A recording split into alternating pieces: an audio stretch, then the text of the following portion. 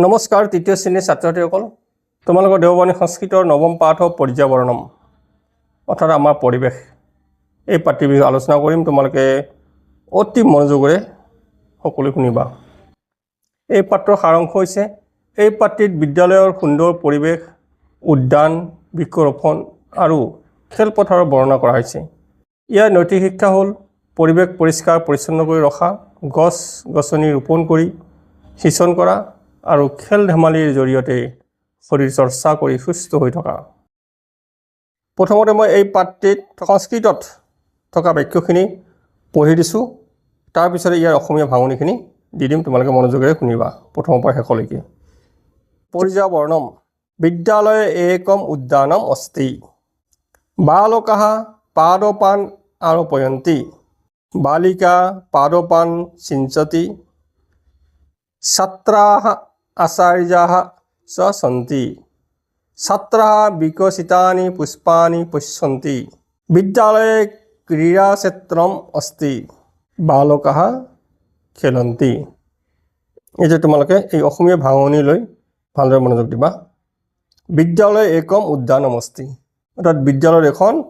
বাগিচা আছে বিদ্যালয় মানে বিদ্যালয়ত একম মানে এখন উদ্যানম মানে উদ্যান অৰ্থাৎ বাগিচা অস্তি মানে আছে বালকাः পাদপান আৰোপয়ন্তি বালকাः মানে ল'ৰাবোৰে পাদপান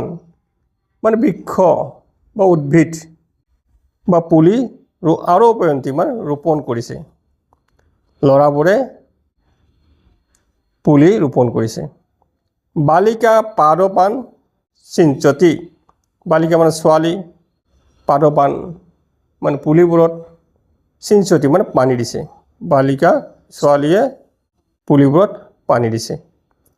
ছাত্ৰাः আচাৰ্যাः চ সন্তি ছাত্ৰা মানে ইয়াত বহু বচন আছে ছাত্ৰ ছাত্ৰাः মানে ছাত্ৰ ছাত্ৰী আৰু আচাৰ্য আচাৰ্যসকল আছে ইয়াত বহু বচনৰ বাক্য আছে এইকাৰণে সন্তি হৈছে ছাত্ৰাः বিকশিতানি পুষ্পানি পশ্যন্তি ছাত্ৰাः মানে ছাত্ৰ ছাত্ৰীসকলে বিকশিতানি মানে ফুলি থকা পুষ্পানি ফুলবোৰ পশ্যন্তি মানে চাইছে বিদ্যালয়ে ক্ৰীড়াক্ষেত্ৰম অস্তি বিদ্যালয়ে মানে বিদ্যালয়ত ক্ৰীড়াক্ষেত্ৰম মানে খেলপথাৰ অস্তি মানে আছে বালকাः খেলন্তি বালকাः মানে ল'ৰাবোৰে বহু বচন খেলন্তি বালকাः হোৱাৰ কাৰণে ইয়াত খেলন্তি হৈছে খেলন্তি যদি বালক হ'লহেঁতেন তেনেহ'লে বালকः খেলতি ইয়াত বালকাः আছে বালকাः খেলন্তি ল'ৰাবোৰে খেলিছে তো এই পাঠটোত দেখা যায় একবচন আছে বহু বচন আছে এইখিনিৰ ওপৰতো তোমালোকে অলপমান ধ্যান দিবা পাঠটো পঢ়ি কেনেকুৱা লাগিল